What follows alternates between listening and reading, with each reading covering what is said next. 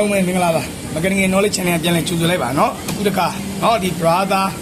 เนาะဘာတက်ကိုကျဲသီးတက်ချင်းပြပေးပါဆိုတဲ့တော့เนาะဒီတခါပြန်လည်မျှဝေပေးမယ်เนาะအဲ့တော့ကျဲသီးတက်ဘယ်လိုချင်းရလဲဆိုတာကိုမပြောခင်ဒီနားလေးတစ်ချက်ကြည့်အောင်เนาะဒီ screen ကိုကြည့်မယ်เนาะအမိပွင့်လာတဲ့ as ကိုနှိပ်လိုက်တယ်ဒီမှာဆိုရင်ဒါကတော့ u ဆိုတာကတော့ user ပေါ့เนาะ c ဆိုတာက site လေးသွင်းတာเนาะ as ကဆိုတာကသူ့ရဲ့ပင်မရှိတဲ့ system ပေါ့เนาะဒီ a ဆိုတာကအားသားပေါ့เนาะဒီ site ထဲမှာမပါတဲ့ program တွေကိုအသုံးပြုတဲ့အခါမှာဒီ a ကိုအလုပ်လုပ်ရတယ်အခုက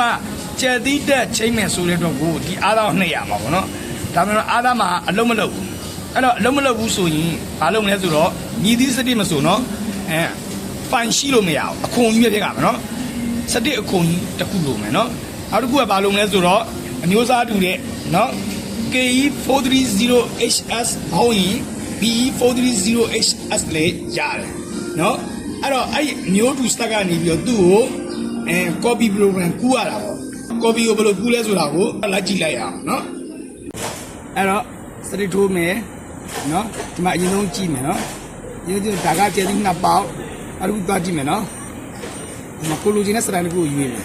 အဲ့ဒါ၄ပေါက်စတိုင်းဒါဆို17ဟုတ်ပြီနော်ဒါဆိုရင်ဒီမှာစနစ်၄ပေါက်စတိုင်းနော်ကိုတကူမှတာအ0စနစ်နော်17ဟုတ်ပြီနော်အခုကကြတော့ဒီမှာ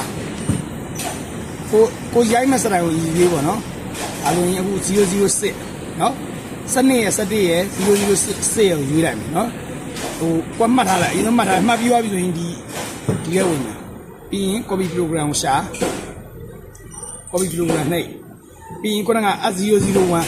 เนาะခုနကကိုကရိုက်မှာကနံပါတ်6ရယ်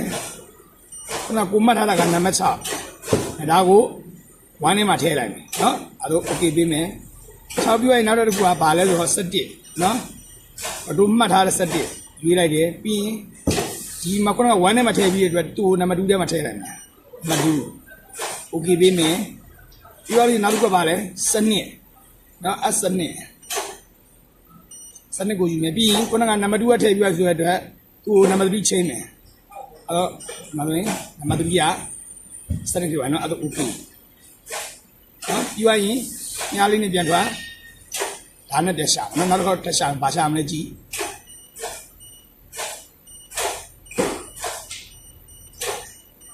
run and write နော် run and write ဒီဒါတွေ့ရင်ဒါလေးဆက်နိုင်နောက်ပြီးသွားလို့ရှိရင်ဒီမှာကြည့်နော်ဒီလိုပေါ်လာလိုက်မယ်ပေါ်လာလို့ရှိရင်ကိုကဘာရွေးမဲ့ဆိုတော့နံပါတ်2နံပါတ်3ကိုရွေးsorry နံပါတ်4ရွေးမယ်နော်နံပါတ်4ရွေးပြီးဒီမှာတစ်ချက်ကြည့်နော်ခုနတို့သွင်းထားတာတွေ3ချက်ရှိရနော်3ခုပဲသွင်းထားတော့3ချက်တည်းပဲရှိရအဲ့တော့မှကြည့်နော် okay အဲ့တော့ငါတို့ကအားလုံးသွင်းပါအဲ့3ချက်စလုံးသွင်းမှဆိုရတော့ကိုက on နဲ့ okay လောက်လိုက်မယ်နော်ပြီးသွားပြီညားလေးနဲ့ပြန်ထွက်လိုက်ဟုတ်ပြီနော်ဒီကစတိကိုပြန်ဖြုတ်လို့ရတယ်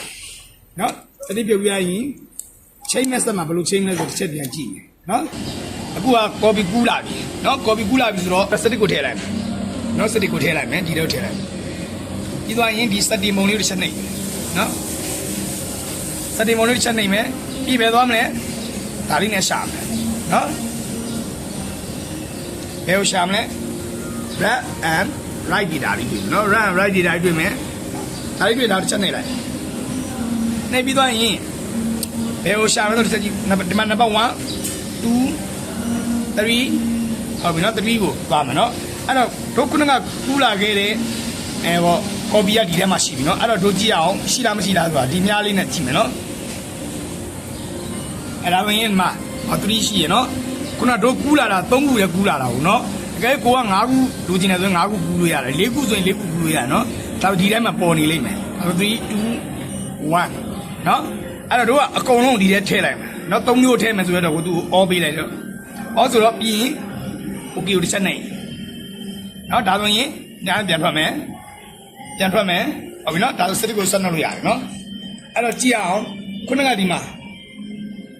S ပြီးတော့ဒီဘက်မှာ A ကနှိပ်လို့မရဘူးပြန်နှိပ်ကြည့်မယ်နော် A ကိုပြန်နှိပ်မယ်နော်ဒါဆိုရင် A ရသွားပြီတို့ခုနကကူးလာတဲ့ဥစ္စာဒါကအခုကျဲသီးတဲ့ချိန်မှာ A ကိုအလုပ်လုပ်မယ် A အလုပ်လုပ်မယ်ဆိုတော့ဒီ A ကိုနှိပ်လိုက်တယ်ဒါပဲတို့ခုနကကူးလာတဲ့ program ဒီမှာရောက်သွားပြီ1ရောက်ပြီအဲ့ဒါကိုကြည့်မယ်2ရောက်ပြီ3ရောက်ပြီ ဟုတ်ပြီနော်ဒါဆိုရင်ကျဲသီးတဲ့ကော်ပီကဒီထဲရောက်လာပြီအဲ့တော့ဒီရဲ့လန့်နေနော်ဒါမျိုးလန့်ကိုဒီကြားထဲမှာထည့်ပြီးတော့ချိန်နော်အဲ့တော့အခုနော်ဒီမှာဒီလန့်လေးကိုတက်လိုက်တယ်ဗောနော်နှစ်ပေါက်သုံးပါနှစ်ပေါက်သုံးပါဆိုတဲ့အတွက်ကိုနော်နှစ်ပေါက်နဲ့ချိန်ပြအောင်နော်နှစ်ပေါက်ကိုဘယ်လိုချိန်ရလဲဆိုဆက်အဲ့ဒါနှစ်ပေါက်အခုကျဲသီးကိုတက်လိုက်ကျဲသီးကိုတက်ပြီးသွားလို့ရှိရင် तू ကအဲ့တော့ तू ဘာလို့အပ်မလဲဆိုတော့ तू ကို home position ချိန်ပြရမယ် home position ချိန်ဖို့တော့ဘယ်လိုလုပ်မလဲဆိုတော့မီးတစ်ချက်ပိတ်တယ်မီးတစ်ချက်ပိတ်အဲ့တော့ home position ချိန်ဖို့ဘယ်လိုလုပ်မလဲဒါလေးကိုပြီးတာပြီးပြီးတော့မီးပွင့်လိုက်နော်အစားတော့ဒါဆိုရင်ဒီတစ်ချက်ကြည့်အောင်ဒီမှာဆိုရင် home position adjustment ကိုရောက်လာပြီနော်အဲ့တော့ဒါလေးတစ်ချက်နှိပ်ပြီးတော့ဒါလေးအမှန်တစ်ချက်ပေးမယ်မန်ချက်နှိပ်ပြီးလို့ရှိရင်ဒီမှာဒီအဲ့ model ကိုတစ်ချက်နှိပ်လိုက်နော်အဲ့ model နှိပ်ပြီးဒီမှာအပေါင်းလေးနဲ့ပေါ့မှာနော်လွဲနေတယ်သူ့ကိုအကူအလဲတက်ထားပြရမယ်ဟုတ်နော်အလဲကြအောင်ဟုတ်ပြီနော်အများသွားပြီဒါပေမဲ့ तू က SK မှာလည်းအလဲကြပြီ SK လဲကြပြီ Y ကိုလည်း तू ကအလဲနေရာလေးကိုရွှေ့ပြရမယ်အဲ့တော့ဒီလိုတစ်ချက်လောက်ကြည့်မယ် SK ရပြီဆိုရင် तू ဘာလုပ်မလဲဆိုတော့ तू ကို okay ပေးမယ်နော် okay ပေးမယ်ပြီးရင် Y နော် Y ကိုလည်းဒုနည်းလေးကောင်းမယ်အလဲရအောင်ရွှေ့မယ်နော်အပေါင်းနှုံးနဲ့ရွှေ့မယ်နော်ဒီကအပေါင်းနှုံးနဲ့ရွှေ့မယ် okay နော်ဒါပေမဲ့အလဲကြောင်ရွှေ့အလဲမကြသေးဘူးဆိုရင်ကွာမယ်နော်ဒါဆိုအလဲကြပြီနော်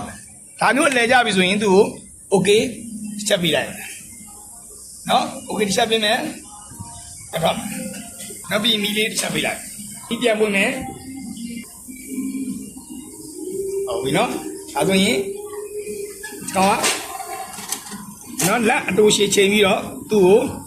ကိုလိုတော့လက်အတူရှိချိန်ပြီးတော့နောက်ခုနက SKY လေးချိန်ပြီးတော့ရိုက်လို့ရပြီခုနကပြောတဲ့အမေဝါတခုရှိနော်ဒီက